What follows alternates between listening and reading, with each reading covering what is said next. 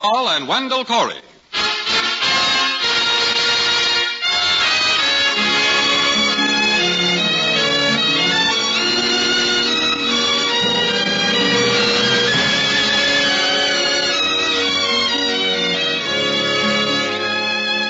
From Hollywood, the Mutual Network, in cooperation with Family Theater, brings you Wendell Corey with Ted DeCorsia and Bill Johnstone in Railroad and Churchyard.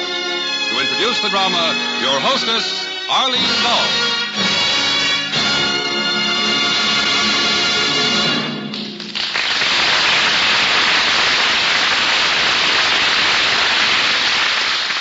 Thank you, Jean. There are many things that go into the making of a great writer.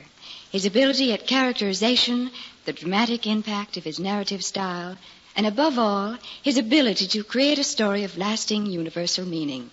All of these attributes and more went into the writings of Bjornstjerne Bjornson. As a chief novelist, the leading poet, and one of the greatest dramatists of Norway, it is little wonder that Bjornson received the Nobel Prize for Literature. It is also little wonder that we are pleased tonight to bring you his Railroad and Churchyard. And our narrator for this evening, Mr. Wendell Corey.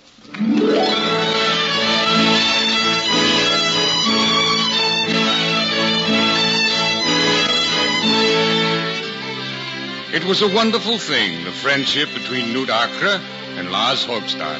Everyone in the village said so. Almost like father and son, they said, even though small, twinkle-eyed Knut was but little older than big, serious Lars. And it all came about because Knut Akre, like his father and grandfather before him, had devoted all his life to the welfare of the village. Yes, the village would not have been half the place that it was if it were not for Knut. Why, anyone would tell you. Knut Akre? Why, we never would have had the farms we do if it hadn't been for Knut.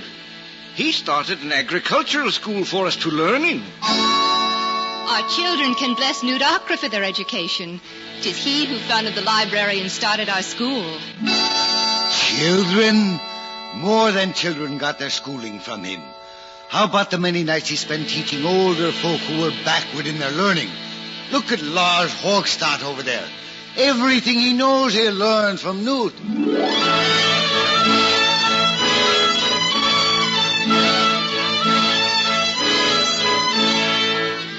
Yes, it was a wonderful thing, the friendship between Knut Akre and Lars Hogstad. Everyone in the village said so.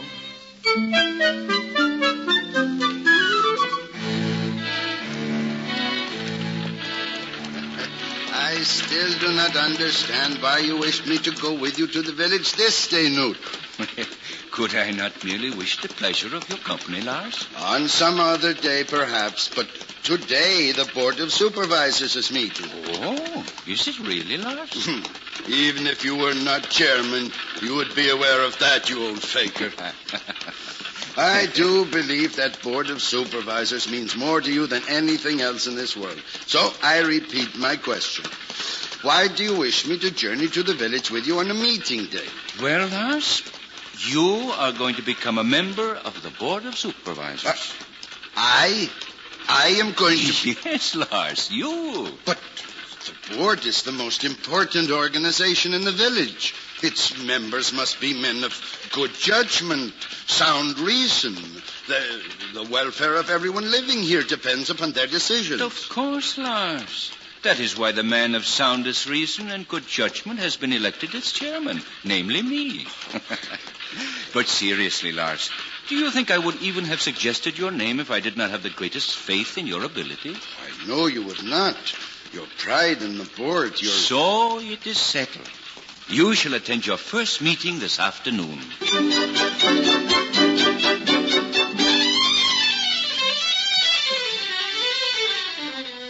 Yes, it was a wonderful thing, this friendship between Knut Akre and Lars Hogstad. Everyone in the village said so.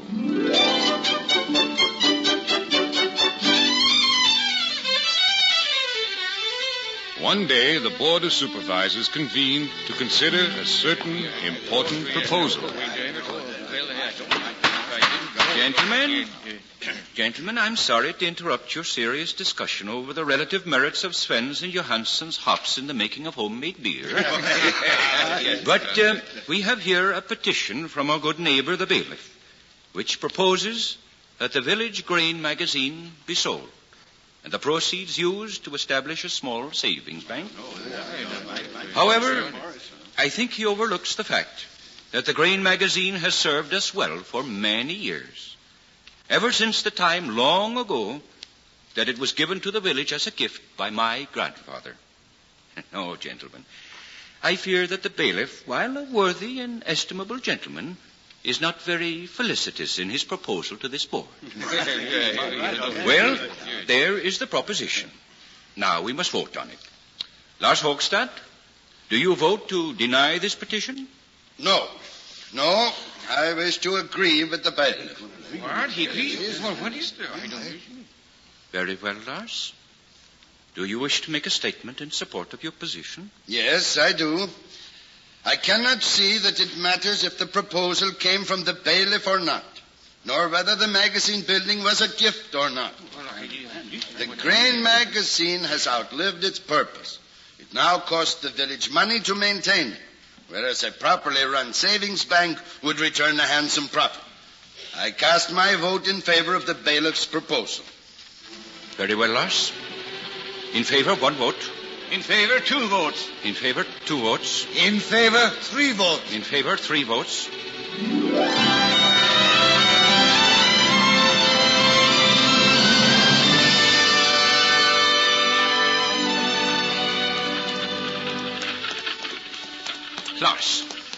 Lars, what happened to you today? Nothing happened to me, Newt. Nothing? To vote against me as you did? I was not voting against you. I was voting for the village. Then you believe that I did not have the best interests of our people at heart? Since you ask it, Newt, I believe you were more influenced by family pride than by what was best for our people. You can say that? After the advantages my decisions have brought to you, the welfare of your farm, your children's education? They are tremendous advantages indeed, Newt. And I know that all you have done has come from the goodness of your heart. And yet you dream of even greater future advantages. But that is not enough. You talk like a fool. No, Newt. There is a practical side to dreams also. They must be paid for.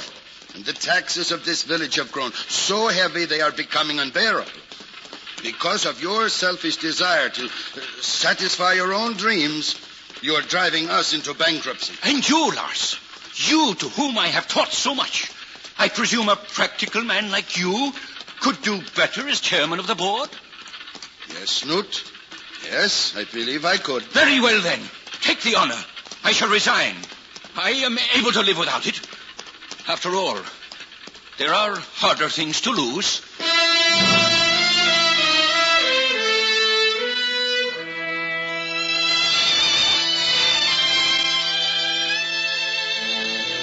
It was a terrible thing, the enmity between Newt Acre and Lars Hogstad.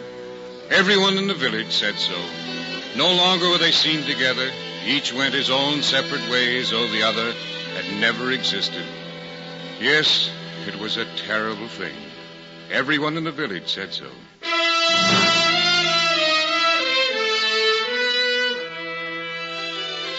During the course of the next several years, Lars' path led him straight and fast up the road to success.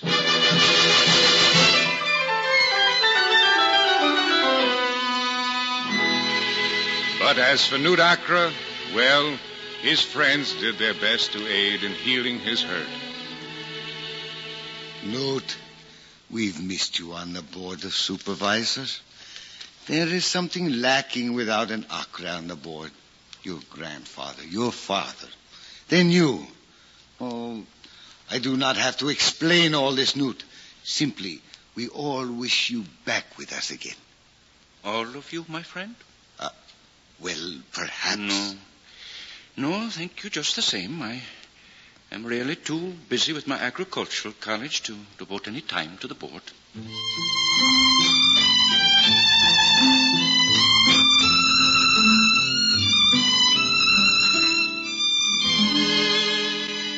And so each man went his separate way. Lars bringing prosperity to the pocketbooks of the villagers, Newt bringing prosperity to their minds and souls. And it was still a terrible thing that this coldness existed between them.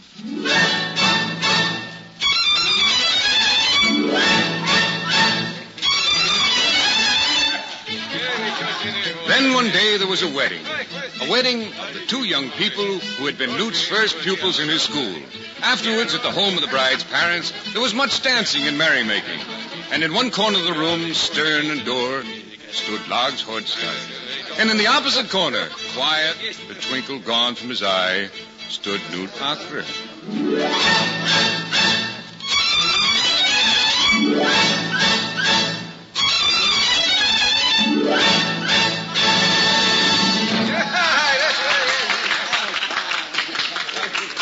Wait, everyone, wait. Your attention, please. Your attention here. I have a matter of grave importance to present to you. Very grave importance. You know what has happened? We have run out of toast. Run out of toasts? Oh, Sven. Yeah, but it is true. And look, we have toasted the bride and groom, their fathers and mothers, their aunts and cousins and grandparents, and, well, there just isn't anyone left to toast. Think of the tragedy. All that good wine left to drink, and no one to drink to. It is a tragedy indeed, Sven. But I think I can come to your rescue. Boy, Newt Akre, you really have a solution? You have an excuse for me to drink more wine? Excuse? You're not the Sven I've always known if you need some excuse to drink. But I do, in all seriousness, have another toast to propose. Today is indeed a joyous one, not only for the two who have been wedded, but for all of us. Our village has prospered. Our savings earn us pleasing dividends. We drive on new, wide roads. And all these things have come about because of one man. And so, ladies and gentlemen, I propose a toast to the chairman of the Board of Supervisors, Lars Hogstad. Good man, Newt. Good man. A wonderful toast, Newt. A wonderful toast. Hold on there. I wish to be heard also. Lars Hogstad. Does he mean trouble? But he can't make trouble now. Let me through, please. Let me through. Our good neighbor, Newt Akre, has seen fit to propose a toast to me for some benefits that have accrued to the village. I am sorry to say I cannot accept his toast. No, I cannot accept such a toast, because there is one here who deserves it much more than I. The man who gave me my education, the man to whom I am indebted for all that I know. Therefore, I should like to propose a toast to the man whom I, as well as every other member, should like to welcome back to the Board of Supervisors. May I propose a toast, then, to Newt Akre, member of the board? Yes, Lars, I should be proud to accept such a toast.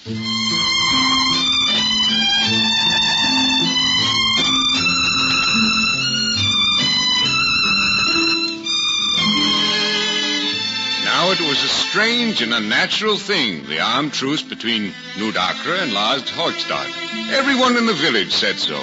It is unnatural, they said, for these two former friends to have made those toasts at the wedding, to sit side by side at board meetings and yet never utter a single word to each other.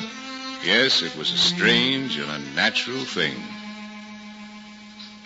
Then one day, Lars called a special meeting of the Board of Supervisors. We haven't got anything.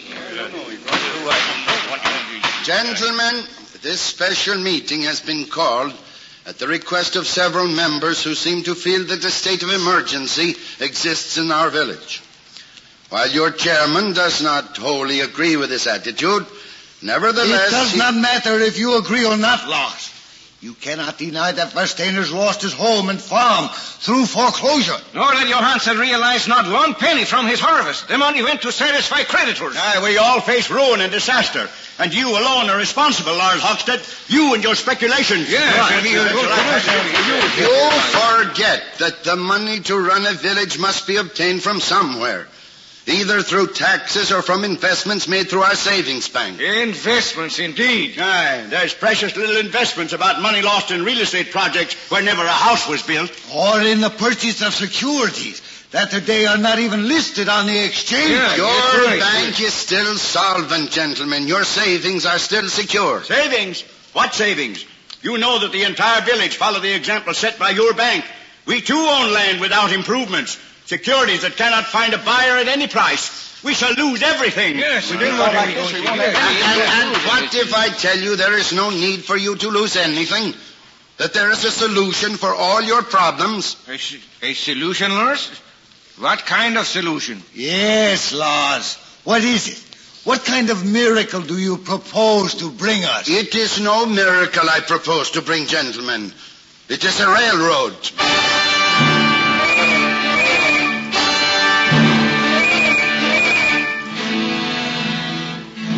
Lars explained his meaning.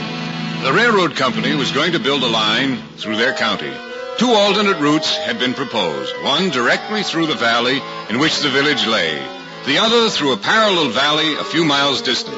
Lars' solution was to allow the railroad to come directly through the village, passing through the real estate development, and by selling this land to the railroad, they would recover their original investment and make a handsome profit. Very well, gentlemen. Here is the proposition. It is suggested that we allow the railroad to come directly through our village. Now, we must vote on this proposition.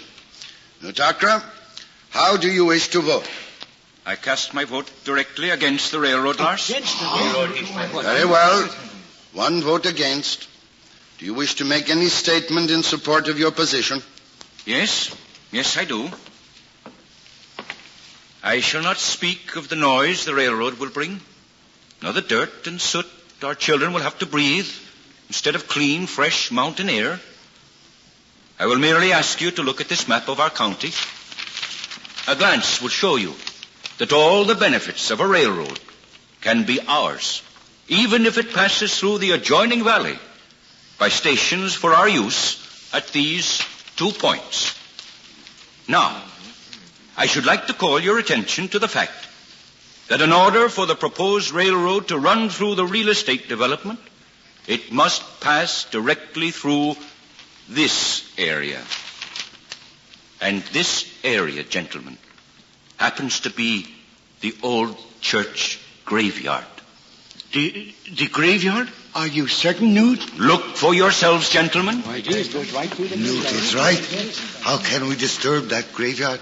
It would be a sacrilege of sorts. My father and grandfather are buried there. And so are mine, Sven, and those of most of us here. But those men are dead, and of the past. We live now in the present. This is no time for sentiment. Either we save our pocketbooks through the railroad or we lose all. I shall count the vote. Nutakra? Against. 1 vote. Against. 1 vote. Sven? I say 4. 1 vote. 4. 1 vote. 4. 2 votes. 4. 2 votes. 4. 3 votes. 4.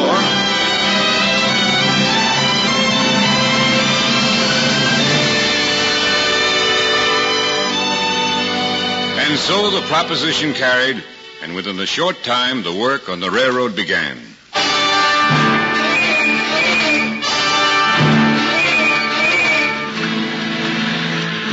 At first, the villagers were jubilant. But as the work progressed, as the shiny rails marched down the valley toward the village, passing close to many of their homes, and bore straight as an arrow toward the heart of the old church graveyard, the villagers' excitement died. And replacing it came a sober uneasiness, an increasing feeling of uneasiness and guilt.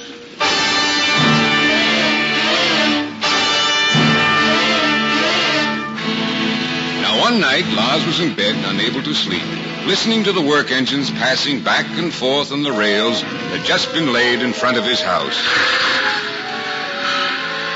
He could hear them belching smoke and flame from their iron stacks, could see their large lights cutting through the night like some great, gleaming, evil eyes. They look as if they might have been sent by the devil himself, don't they, Lars? Who said that? Who was that talking just now? Listen to that noise, Lars, beating in your ears, and the smoke and soot, Lars. Not even the brightest stars can be seen through that shroud of black smoke that rises into the sky, that covers your house and fills your lungs. Who are you? Where are you hiding? Answer me, where? Tomorrow, Lars, the rails reach the churchyard. The work of disturbing the graves will begin. I wonder how your father and grandfather will feel about that, Lars. Perhaps they're standing together somewhere this very night, looking down upon you and wondering. Stop that, I say. It's hot. Hot in here. I must be feverish. Hearing voices. Feverish. It's so hot. As though the house was on fire. Yes. Hot on fire. As on fire.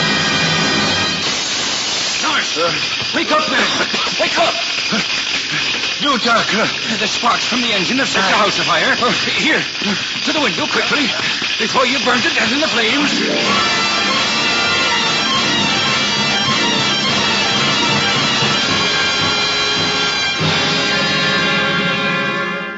It was the very next day that Lars, swathed in the bandages, called an emergency meeting of the Board of Supervisors. Gentlemen, I have called this meeting for two purposes. First, to report that because of last night's difficulties, I now realize that it is too dangerous to construct a railroad through the village. I have therefore asked the road to reroute it through the adjacent valley. And secondly, because I have failed to provide a solution for your difficulties that arose through my own errors of judgment and which were seen long ago by the men who rescued me, I hereby tender you my resignation as chairman of the board. Well, Lars, you have spoken bravely and well, and while it might be a good deal like locking the barn after the horse is gone, we have no choice but to accept your offer. Hold on there, Sven. Hold on. That horse you're talking about is a pretty valuable one. Let us not forget that he served us loyally and well before he strayed. New roads, a savings bank, and one that is still fundamentally sound. That's quite a record for any horse, even if at times he more resembled a stubborn old mule. As for the loss of the railroad, well, it has preserved the churchyard and the final resting place of our fathers and grandfathers. And at least we know that we can sit in our homes like human beings instead of trying to impersonate a roast pig, as did our good neighbor Lars last night. True, we are now faced with financial problems. But I've yet to see one that couldn't be licked by good, honest, hard work. The answers will now be found on your farms, where you belong, not dabbling in real estate and securities. And if you fear that such work will result in strong backs and weak minds, well, I know a pretty good agricultural school you can go to and exercise those little gray cells. No, as far as I am concerned, I see no reason to accept Lars Hochstadt's resignation. I reject it. And I reject it too. Yes, and so do I. Yes, I reject too. I do too. Thank you, gentlemen. Thank you. I should be happy to remain as chairman, but only on one condition, that a sensible man like Nudakra shares the position with me as co-chairman. Well, Nud, what do you say? What can I say, Lars?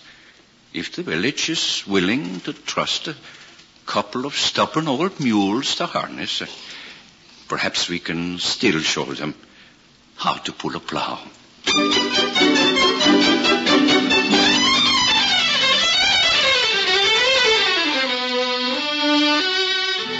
There was no question about it, of course. By unanimous acclamation, Knut Akre and Lars Hogstad were made co-chairman of the Board of Supervisors. And after the meeting, the village was treated to a sight it had not seen for a long time. Knut helped Lars into the Akre carriage, and the two men drove away together. And as they did so, Sven, looking after them, expressed the sentiment of all.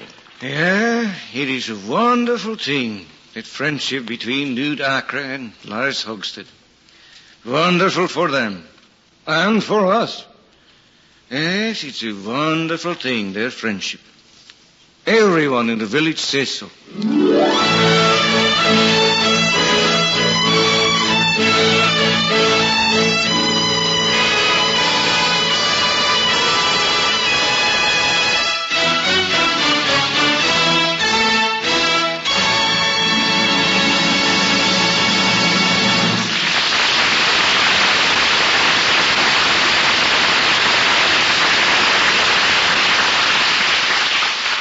This is Arlene Dahl again. I think if anyone were to ask us what we wanted most in life, we would probably all answer happiness. But many of us ignore the fact that God is the embodiment of happiness. A path open to Him for everyone is prayer. Prayer that acknowledges that we are not alone in facing the problems of this life, that even in the midst of sorrow we can find comfort and happiness in our dependence upon Him. That is why we urge you to pray. Pray as a family, to bring all within your home true happiness. And that is why we remind you each week that the family that prays together stays together. More things are wrought by prayer than this world dreams of.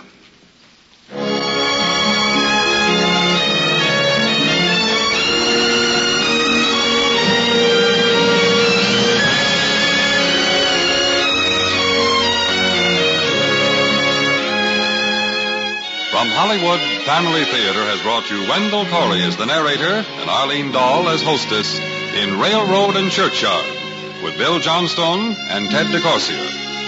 Others in our cast were Tim Graham, Jim Nusser, Ralph Moody, and Virginia Eiler. This adaptation of the Norwegian classic was written by Sidney Marshall, with music composed and conducted by Harry Zimmerman, and was directed for Family Theater by Jaime Del Valle.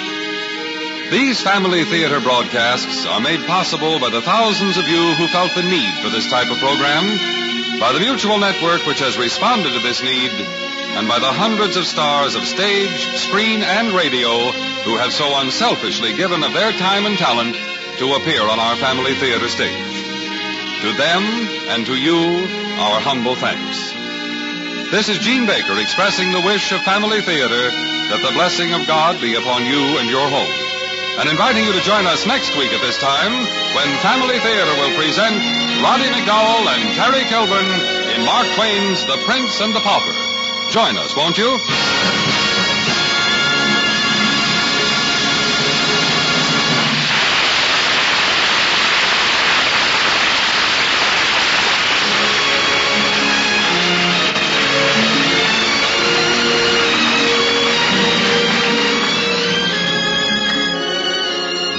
Family Theater is released in the Philippines by the Philippine Broadcasting Corporation, is sent to our troops overseas by the Armed Forces Radio Service, and is heard in Canada through the facilities of the Canadian Broadcasting Corporation. This is the world's largest network, the Mutual Broadcasting System.